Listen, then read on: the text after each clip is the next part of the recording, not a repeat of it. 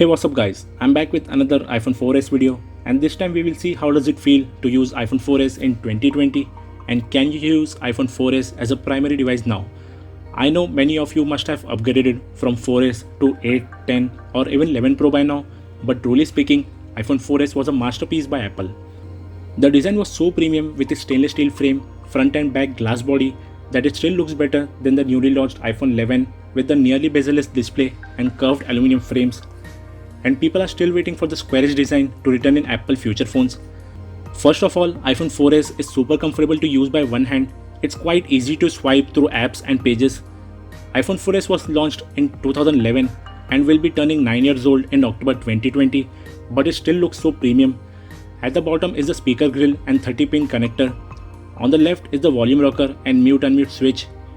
You get the SIM slot on the right side. The lock button and the old favorite 3.5mm audio jack are at the top. At the front is a 0.3 megapixel VGA camera, earpiece grill and proximity sensor.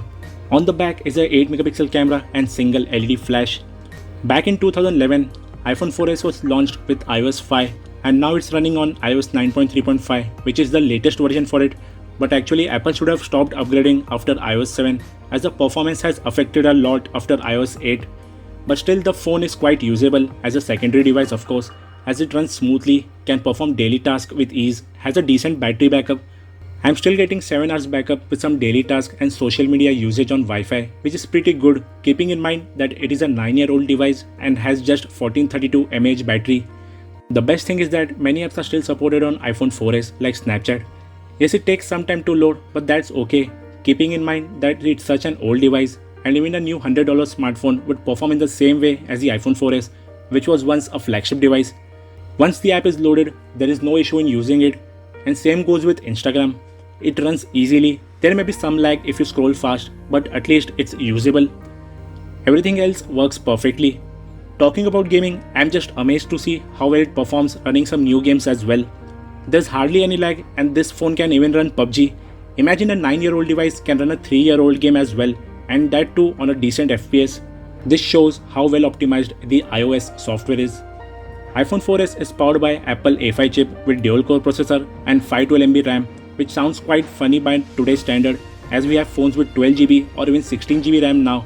But back in the day, iPhone 4S was a power-packed beast, and that's the reason this phone still runs so smooth in 2020 as well.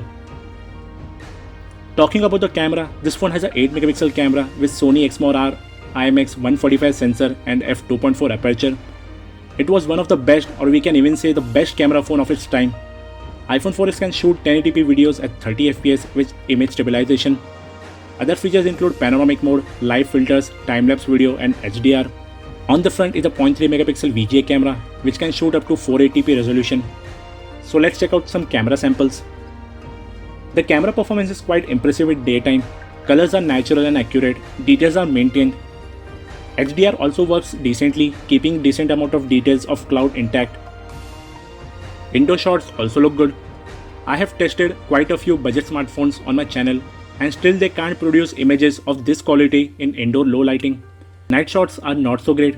They are usable, but here the f2.4 aperture shows its limitation as the photos look quite dark. This phone can even run YouTube. Yes, it's an older version, so you won't get the latest features of the YouTube app.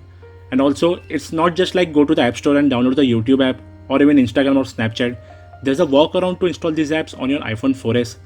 But watching videos on this tiny 3.5-inch display is quite awkward. Yes, the display is vibrant, colors look good, and it's quite sharp as well, but it looks so small. The viewing angle is also great by the way, in spite of being a LCD display. iPhone 4S was the first phone to come with Apple Siri. Of course, on iOS 9 it's useful and can do some tasks, but it's not as smart as that on iOS 13. Internet browsing can be troublesome as some web pages take some time to load, and also after they are loaded, some icons or details are not loaded properly. And finally, to sum up in the end, whether iPhone 4S is usable in 2020 or 21, then yes, it's a decent performing smartphone which can do your daily tasks. It can be used for calling, messaging and some basic gaming, but it can't be used as a primary device by those who like to spend time on their smartphone, especially youngsters. But still, this is such an iconic device and only people who own it will agree to it. So what do you guys think about iPhone 4S? Would you think of buying a 4S now? please let me know in the comment section below. If you enjoyed the video, do hit the like button.